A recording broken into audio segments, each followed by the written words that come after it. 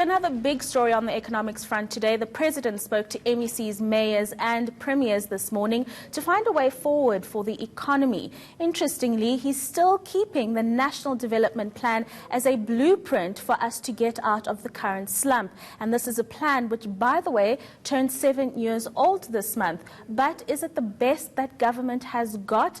Makwe Masilela of Makwe Fund Managers joins me to unpack this and a little bit more. Makwe, many thanks for your time this evening. And let's perhaps start with that question.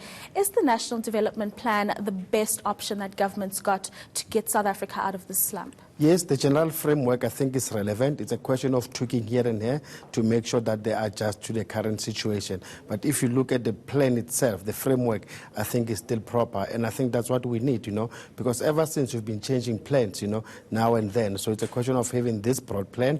And then, as we said earlier, given what is the economic condition, what's happening globally, then we can change here and there. But the general plan must still stay. But some of the arguments that came out of today's briefing with his colleagues is that the plan is saturated. There are too many focus points, and there would be an argument that these need to be reduced in terms of focus areas like the employment or the poverty and of course, economic growth by, I think it was 5% that they want to achieve by 2030. Should that not be a priority, reducing some of those focus areas? I agree with you, and these are the adjustments that we're talking about, that given what is happening now, like maybe say the issue of unemployment, the critical point when it comes to unemployment is youth unemployment, then probably you need to focus on that. Given that there's the global economic slowdown, then maybe you don't have to depend more on our exports, stuff like that. So hence I'm saying the plan is we can just leave it, but just make adjustments here and here, depending on what is gets to be dictated by us, what is happening internationally. How practical is 5% economic growth by 2030, given that we've seen no growth in the first quarter?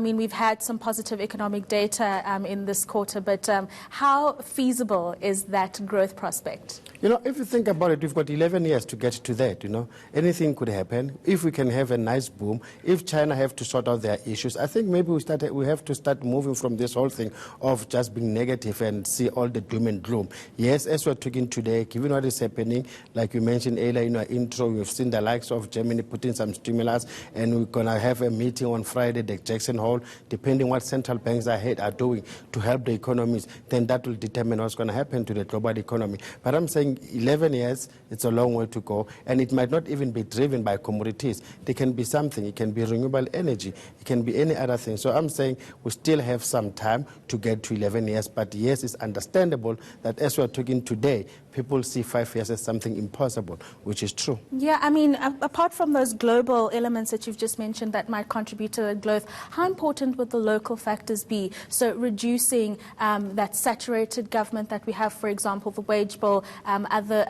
elements of that sort. How important will those elements be? Very important, and I think they've started. So far, they're encouraging people who are more than 55 to take early retirement if possible without any penalties. They're looking into also making sure that the ease of doing business gets to be improved. They're also looking at different things, the spectrum, and I think maybe we have to be honest with ourselves that yes, we've been slow on other things, but other things we've been doing well. Maybe they have to start revising also this whole thing when it comes to the visas of skilled foreign national, and also to make sure that people get the necessary support. Maybe as an example, we just said that the Minister of Small Businesses saying they need to talk to Treasury to make sure that people who are not paying small businesses on time, they have to take some of their money from them so that Treasury can pay them directly. That will go a long way, because we know small businesses, they're the drivers of employment, and it's not just a local thing, it's a global phenomenon. So stuff like that. So it's a question of we've got nice things on paper, and we've been very, very slow when it comes to the implementation. And I like the fact that if you check the statement, they're talking about